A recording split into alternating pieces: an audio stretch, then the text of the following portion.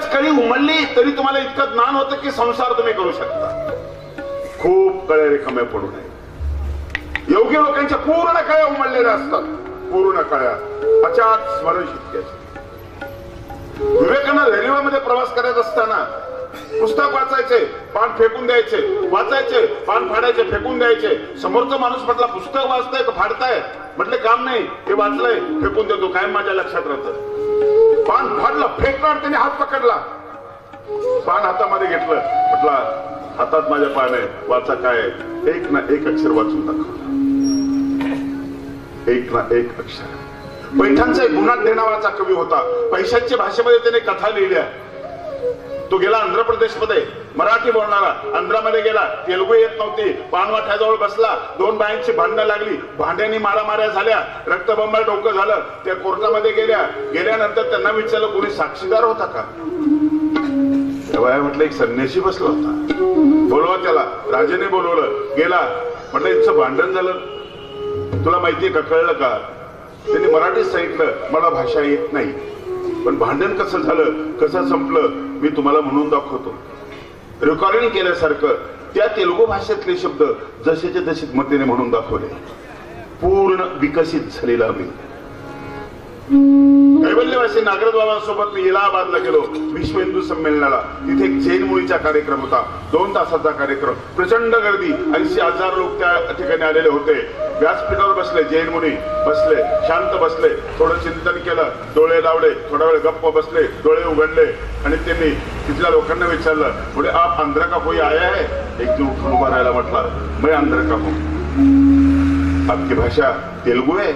तो म्हटला हा तेलुगू. अब तेलुगु में एक गीत बोलिए. मैं तेलुगु नहीं जानता, अब गीत बोलिए. तेलुगु मध्ये एक गीत म्हटला, बैठ जाइए, बसला तो. तमिळचा कोण? त्याला त्याचं म्हणायला लागलं. मराठी, महाराष्ट्र का कोण आहे? उठला, आपकी भाषा मराठी है, अब एक गीत बोलिए. त्याने तो करावाचा अभंग म्हटला, अब बैठ जाइए. मैं मराठी नहीं जानता, मुझे मराठी नहीं. भारतातल्या सगळ्या भाषेमधून गीत त्याने ऐकले, शांत बसला, 2 मिनिट शांत बसला, सगळे गीत तसेच तसे म्हणून दाखवले. पूर्ण विकसित झालेला. खूप भाव आपल्या हृदयामध्ये आहे, रिकामी पडून आहे आणि त्या तुमच्या कामाचे आहे. तुमचं संरक्षण करणारे आहे, तुमचं संरक्षण करणारे. भगवंत त्या भावांना विकसित करण्याचा प्रयत्न करतात. गीता त्या भावांना जागृत करण्याचा प्रयत्न करते, जागृत करते. तुमच्यामध्ये संयम आहे, संयम. तो तुम्हाला सांभाळणारा भाव आहे, तुम्हाला सांभाळणारा. जमिनीमध्ये वेगवेगळे भाव असतात, वेगवेगळे रस असतात, दिसत नाही पण असतात. ती रसवती आहे. जमिनीमध्ये वेगवेगळे गंध असतात. एकाच जागेमध्ये वेगवेगळे फुलं लावतात, सुगंध येतो, विकायला नेतात. एका जमिनीत एवढे गुण कसे? जाईचा, जुईचा, गुलाबाचा, मोगऱ्याचा भाव, त्यामध्ये गंधाचे भाव आहे. तुमच्यामध्ये तसेच भाव आहे. तुम्ही खूप चांगले आहात, खूप वाईट आहात, तुम्ही संत आहात, तुम्ही असंत आहात, तुम्ही शेतकरी आहात, तुम्ही सगळंच आहात. म्हणून एकाच माणसामधून इंजिनियर होतो, डॉक्टर होतो, प्राध्यापक होतो, सगळं होतो, चोर होतो, पोलीस होतो. एकाच माणसामधून ते सगळे वेगवेगळे भाव आहेत. घरात बसलेला प्रमुख माणूस एकटाच माणूस राहत नाही, खूप भूमिका असतात. बायकोमध्ये हो चहा घेणार का? नवरा जागा झालेला. मुलगा येतो, पप्पा बसले का? बाप जागा झालेला. नाते होतो, आजोबा चला खेळायला, आजोबा जागा होतो. बाप येतो, म्हणतो अरे पोरा काय करतोस? मुलगा जागा होतो. तुम्ही तर एकट्याच असता, पण खूप असता. एकट्याच खूप असता. मुलगा पप्पा म्हणतो, तुम्ही पप्पा असता. बायकोने एकच नाव दिलेलं असतं, ते कुठे गेले? तिथे आहो, ती सगळे नाव घेत नाही. तो बी म्हणतो ती कुठे गेली, ती म्हणते तो कुठे, ते कुठे गेले. हो म्हणता. कोणी येतं, चला चेअरमन, हो म्हणता. सरपंच, हो म्हणता. तुम्ही नाही ते असता, नाही ते असता, कारण तुमच्यामध्ये ते असतं. तुम्ही हो देता, तुम्ही ते असता. सगळे भाव माणसाच्या हृदयामध्ये असतात. म्हणून श्री चक्रधर स्वामींचे सूत्र इतके महत्वाचे आहे. त्यांनी ते भाव जागवण्याचा प्रयत्न केला. सूत्र आहे, स्त्रियांसाठी विशिष्ट सूत्र आहे, गोड सूत्र आहे. आज त्याची जास्त गरज आहे. सूत्र असं आहे, लज्जारूप धर्म स्त्रीशी रक्षण. हे माते, हे बाई, तुझं रक्षण करणारा बाहेर कोणी नाहीये. तुझं रक्षण करणारा तुझ्या मातला धर्म आहे. लाज, लाज हा तुझा धर्म. लाज वाईट नाही, लाज कमजोर नाही, लाज समर्थ आहे. आतापर्यंत चांगल्या स्त्रियांचं रक्षण लाजेने केलेलं आहे. तिच्यातला संकोच तिचं संरक्षण करणार आहे. जेव्हा एखादी निर्भया दिल्लीला रात्रीच्या वेळेला, रात्री 11-1 वाजता मित्रासोबत फिरायला जाते, फिरत असताना तिचं अंगविक्षेप, तिचं बोलणं जेव्हा दुसऱ्याच्या लक्षात येतं, तिच्यावर हल्ला होतो, घटना वाईट झाली, पण याला जबाबदार स्त्री असते. लज्जारूप धर्म कल्पना करू शकत नाही आपण. इतकं अद्भुत सूत्र आहे. अरे तुमची किंमत तुम्हाला समजावून सांगतायत स्वामी. तिच्या अंगावर कपडे आहेत. राष्ट्रपती झाल्यानंतर प्रतिभाताईच्या अंगावर कपडे आहेत. अर्ध लग्न अवस्थेमध्ये फिरायला तुम्हाला कोणी सांगितलं? तुमच्यावर हल्ला त्यावेळेस झाला, तुम्ही लाज मारून टाकली, नंतर तुमच्यावर हल्ला झाला.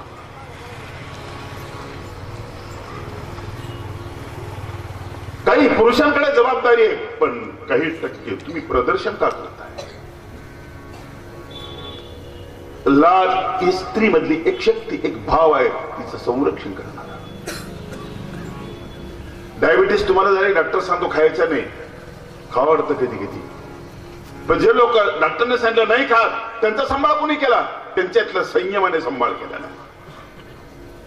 संयम. डॉक्टर अभय बंग यांनी तुम्हाला डायबिटीसच्या माणसाला सुद्धा गोड खायचा सल्ला दिला. मोठा गोड सल्ला आहे. डायबिटीसचे पेशंट असतील त्यांनी म्हणलं नाही का.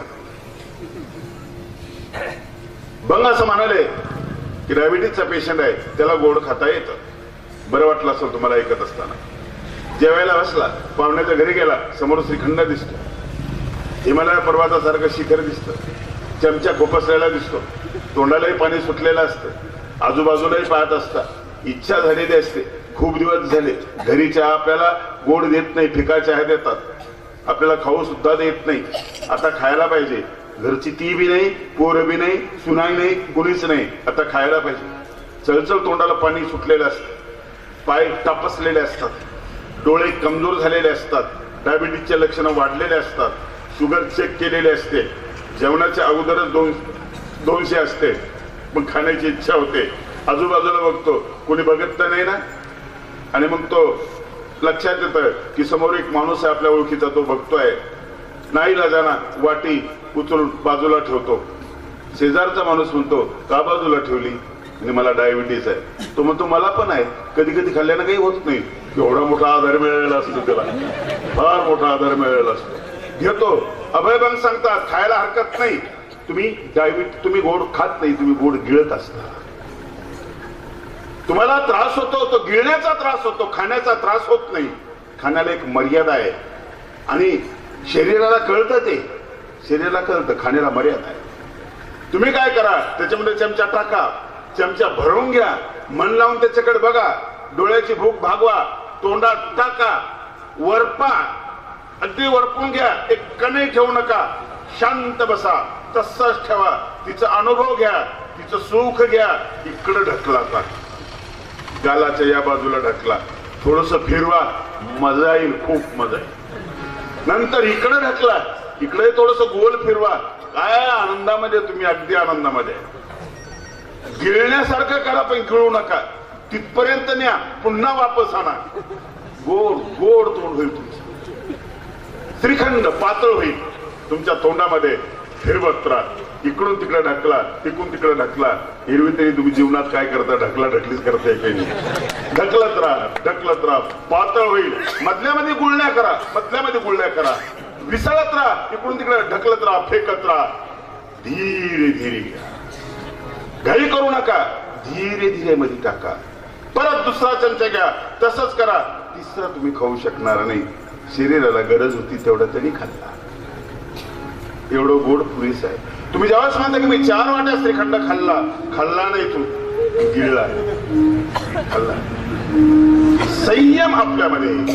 भीष्माने प्रतिज्ञा केली, वडिलांसाठी मी लग्न करणार नाही. तो संयम शेवटपर्यंत टिकवला. नको असलेल्या गोष्टी डिलीट करण्याचं बी यंत्र, ते मशीन आहे आपल्याकडे. तुम्हाला टेन्शन कधी वाटतं की ते टेन्शन, ती चिंता डिलीट होत नाही तुमची, परत परत झोपच येत नाही, डोक्यामध्ये तोच ताण असतो. अरे आमच्या परंपरेत आहे, परंपरेत रावणाला रामाने मारल्यानंतर लक्ष्मणाला सांगितलं, तो विद्वान होता, त्याला काही राजनीतीतल्या काही गोष्टी विचार. मरता मरता शेवटच्या वेदना होतात, बाण लागलेला आहे, त्याला विचार. लक्ष्मण गेला, त्याला काही प्रश्न विचारले. त्या अवस्थेमध्ये रावणाने समर्पक उत्तर दिले. कोण मोठा कळतच नाही आपल्याला, राम मोठा की रावण मोठा. बाण लागलेला आहे, वेदना होतात, शेवटची घटिका जवळ आहे. अशा जखमी अवस्थेमध्ये तो समर्पक उत्तर देतो. आणि आपल्या शत्रूलाही प्रश्न विचारतो राम. इथं रामाची उंची वाढलेली आहे, उत्तर देणाऱ्या रावणाची उंची वाढलेली आहे. कुठलाच बुद्धिमान सांगू शकत नाही या प्रसंगापुरता कोण कुणापेक्षा मोठा. रावणाचा मृत्यू झाला. विभीषणाला सांगितल्याचे अंत्यसंस्कार कर. विभीषण मनाला करणार नाही, दुष्ट होता. एक श्लोक आहे, मरणांत आणि वैराणी. मृत्यू झाला, वैर संपलं. रावणाचं वैर रामाने डिलीट करून टाकलं. आम्ही असं करत नाही. तू लग्नाला नाही गेला, तुमच्या जवळचे आहेत ते 3 पिढ्या बसून जात नाही. का बरं? आमच्या म्हातारीचं त्यांच्या म्हातारीचं भांडण झालं होतं, तेव्हापासून आम्ही जात नाही. ओझं सांभाळलं तुम्ही. इतिहासातल्या घटना तुम्ही सांभाळल्या. अफजल खानाला मारल्यानंतर शिवाजी महाराज मोठे कधी आहेत? अफजल खानाला मारलं म्हणून मोठे नाही. अफजल खानाची 1 एकर जागेमध्ये कबर बांधली, इथं शिवाजी राजा बोलला, डिलीट करून टाकला. इतिहास शिकवतो आम्हाला, कसं जगायचं हे आम्हाला शिकवतो. आम्ही काढत नाही म्हणून बेचैन नाही. आम्ही परेशानीचं कारण ते आहे, आम्हाला बिमारी होतात त्याचं कारण आहे. एक एक गोष्ट आम्ही काढत नाही, फेकून देत नाही. अर्जुनाकडे बघून भगवंतानी अर्जुनामध्ये एक भाव जागृत करण्याचा प्रयत्न. एक सुभाषित सांगते की काय पाहिजे माणसामध्ये?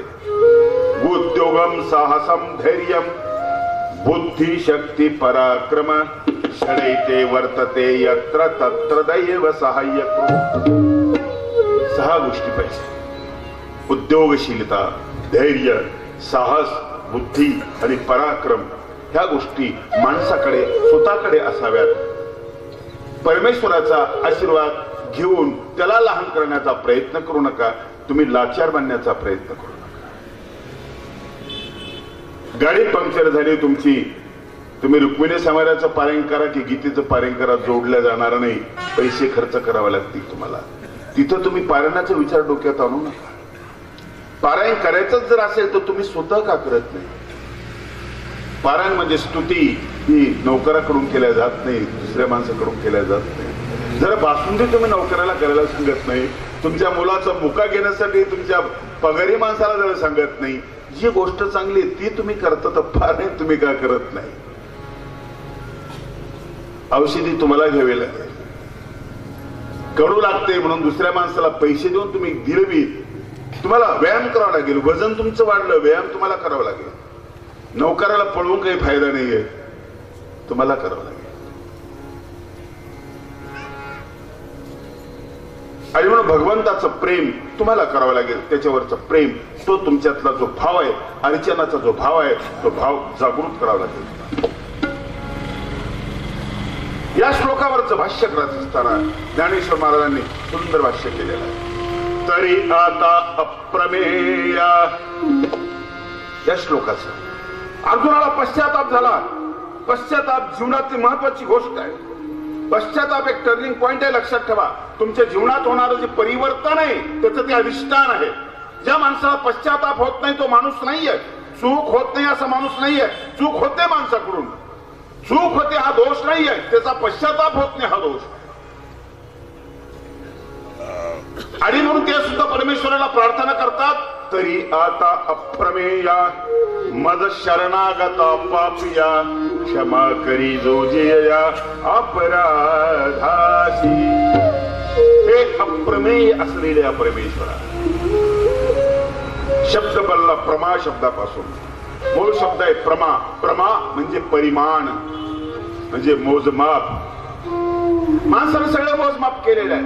पृथ्वीचं वजन माणसाने मोजलं, सूर्याचं पृथ्वीचं अंतर माणसाने मोजलं, समुद्राची खोली माणसाने मोजली, उपग्रह किती अंतरावर ते माणसाने मोजले. पण परमेश्वर मोजता येत नाही म्हणून अप्रमेया. प्रमा शब्द आहे, त्याला नियत प्रत्यय लागलेला आहे आणि अप्रमेय शब्द बनले. अप्रमेय अगोचर, मोजता न येणारा, अगणित असलेला. तुम्ही त्याला मोजू शकत नाही. अप्रमेय असलेल्या परमेश्वरा या श्लोकामध्ये तो शब्द आलेला आहे. यच्चा भासार्थ मसत्कुतोषी विहार शय्या सनभोजनेषु एकोथ वाप्ये चित्त तत्समक्षम तच्छामय अप्रमेय, याच्यात तो शब्द आलेला आहे. अप्रमेय असलेल्या परमेश्वरा मला क्षमा.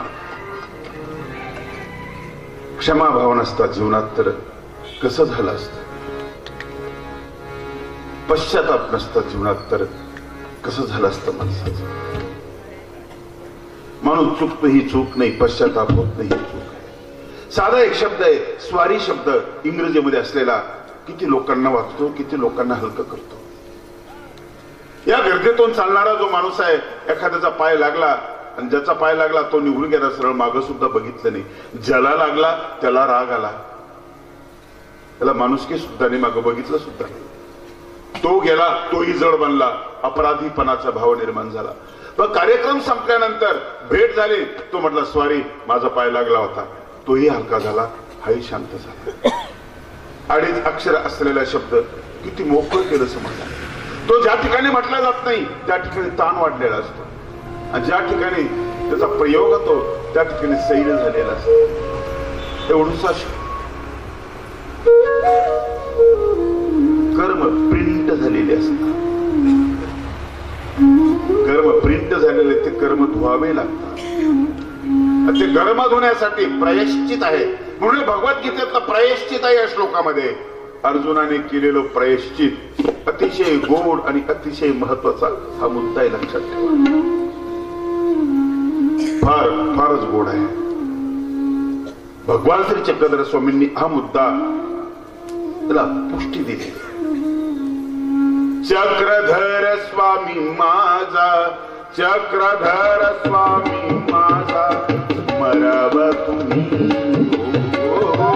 चक्रधर स्वामी माझा, चक्रधर स्वामी माझा, मरावा तुम्ही.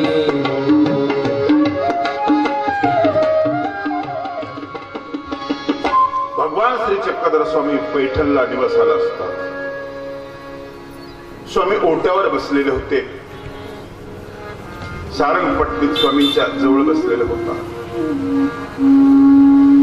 स्वामी सुपारीचा खेळ खेळत होते. तारंगळी बोटावर सुपारी खेळवल्या जाते असा तो खेळ. परमेश्वर खेळी आहे. परमेश्वर परमेश्वरच नाही, त्याच्यामध्ये सगळं आहे. म्हणून राऊळ माया आहे, राऊळ बाप आहे. परमेश्वर आहे पण तो बापही आहे, तो माई आहे. त्वमेव माताच पिता त्वमेव बंधुश्च, सगळं सगळं तो आहे. तो अनमित्त बंधू आहे. तो खेळतोय आपल्यासारखंही राहतो. खेळ चालवता सुपारी उडवायचा. सारंग पंडितासोबतची ती करमणूक होती.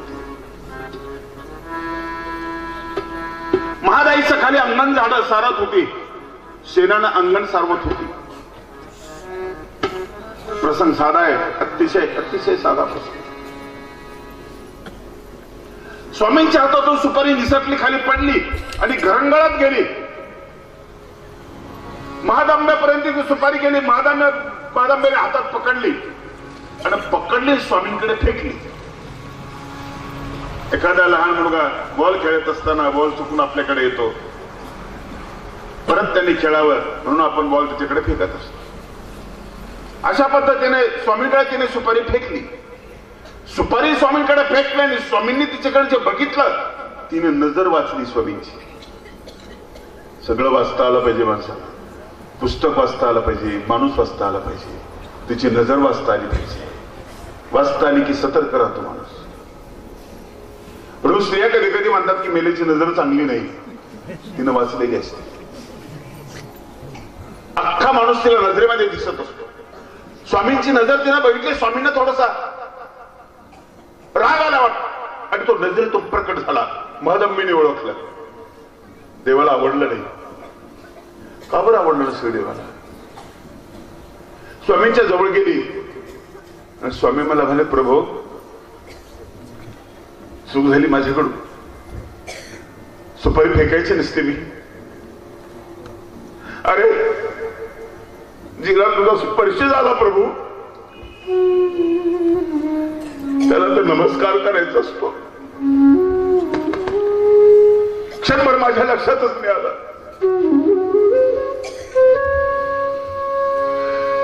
मी तुझ्या सहवासामध्ये असून मी सारवते, मी तुझ्यापासून बाजूला आहे. साधी सुपारी प्रभू तुमच्या हातामध्ये आली. केवढी भाग्यवान आहे ते. आणि फेकणं तिरस्कारातून जन्माला येतं. वस्तू ठेवत असताना तिरस्कार नसतो, फेकताना तिरस्कार. तुम्ही फेकता कचऱ्याला, तुम्ही फेकता सडकाय त्याला, तुम्ही फेकता नको आहे त्याला, हवाय त्याला, फेकत नाही, तुम्ही ठेवत असता. प्रभू सुपारी फेकायची नव्हती, चूक झाली माझी. काय करू मी? गोष्ट साधी, आधी साधी गोष्ट होती, फक्त सुपारी होती. चूक झाली, फार मोठी चूक झाली. त्यावेळेस सूत्र जन्माला आल्या, लक्षात ठेवा. हात सेनाला भरलेले आहेत, खेळ थांबलेला आहे. सुपारीला निमित्त करून सूत्र जन्माला. बाई क्रियेशी अनुताप पुरश्चरण. सूत्राचा अर्थ असा आहे, तुमच्याकडून जी चुकीची क्रिया झालेली आहे, जे तुमच्याकडून चुकीचं कर्म झालेलं आहे, जे कर्म झालेलं आहे, चुकीचं कर्म, ते तुम्हाला पुसायचं आहे. पुसत ते स्वारी म्हणून राग पुसल्या जातो.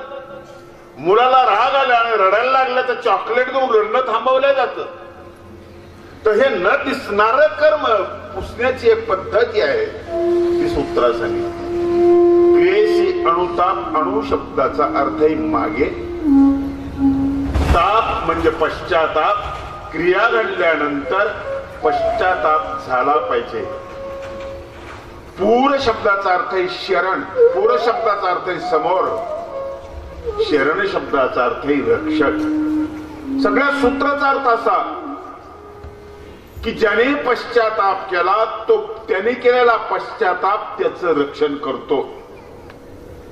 स्वामी वैद्याच्या भूमिकेतून सांगताय, त्याने स्वतःचा परमेश्वरही थोडा बाजूला केलेला आहे. तुमचं औषधी तुम्हाला सांगितलं, तुमचं औषधी तुम्हाला सांगितलेलं आहे की तुम्हाला झालेला पश्चाताप तुमचं रक्षण कराल.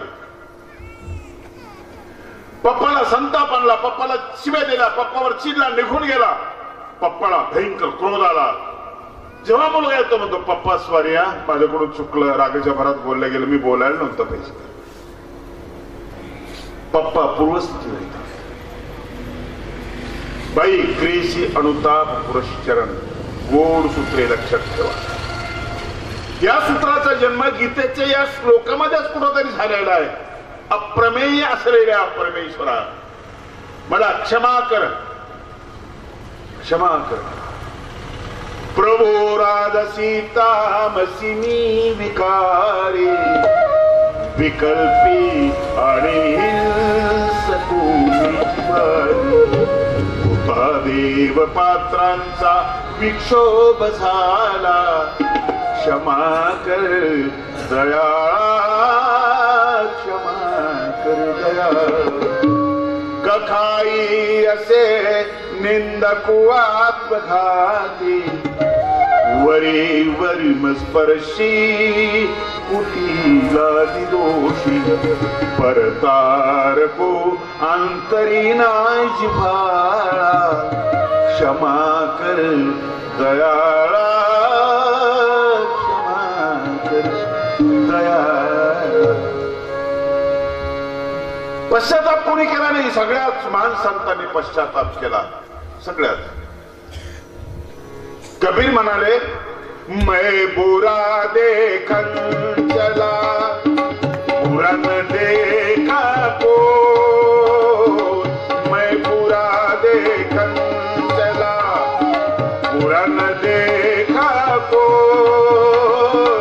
मैंने मुझको देख लिया तो मुझसे बुरा न कोई कबीरा मुझसे बुरा न कोई. देखना चला बुरा न देखा कोय मैंने मुझको देख लिया मुझसे बुरा न कोय. आत्मनिरीक्षण करत नाही आपण कसे आहोत आपण स्वतःला बघत नाही. हा पश्चाताप तुकोबांनी केलेला आहे. कासया गुण दोष वर्णू आणि कांचे मज काय त्याचे गुन्हे असे मज काय त्याचे गुन्हे असे